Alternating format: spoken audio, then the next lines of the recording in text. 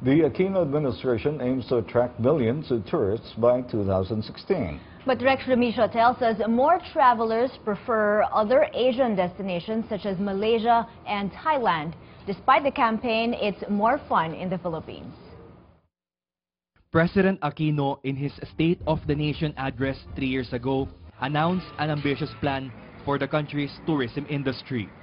Sa dinami-dami ng magagandang tanawin sa ating bansa, hindi naman siguro suntok sa buwan kung mangarap tayong pagdating ng 2016, 10 milyong turista na ang bibisita sa Pilipinas kada taon. The Tourism Department aggressively pushed for a marketing campaign to attract tourists with the slogan,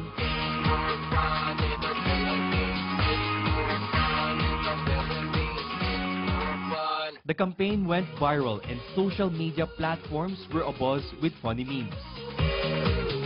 It was hailed as one of the world's smartest marketing campaigns, receiving dozens of international citations.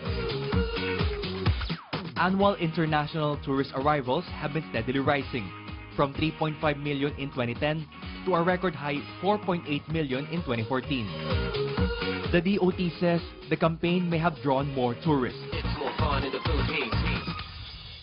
This achievement is unmatched by previous administrations.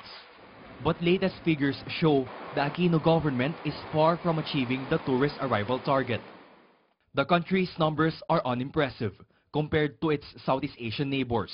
For every tourist going to the Philippines, 5 others choose Malaysia or Thailand.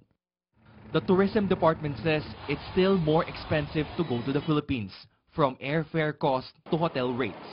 Unlike most other countries in Southeast Asia, we don't enjoy the luxury of cross-border land travel. It's not as if somebody can just hop on a car, cross the border, and then you count the number of tourists. But experts and tourists alike say there's a deeper problem, the lack of infrastructure. Airports are congested, flights are delayed. I will be losing 4 hours in between. And then second, at times if it is late one of the flights, again we cannot make up and catch up. And there's horrible traffic everywhere.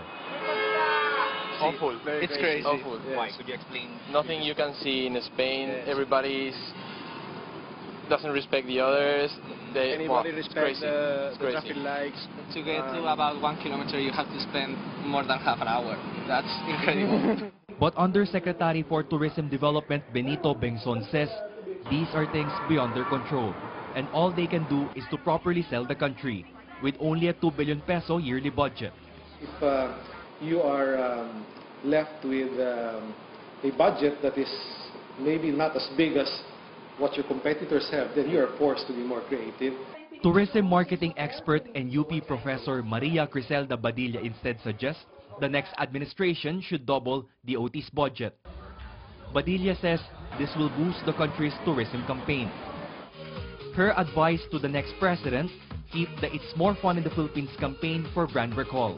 Branding the Philippines again differently will be suicide. President Aquino has declared 2015 as the Visit the Philippines Year, as tourism is seen a key driver towards achieving socio-economic growth. Although the Tourism Department admits the 10 million international tourist arrival target remains a long shot. Rex Remigio, CNN Philippines.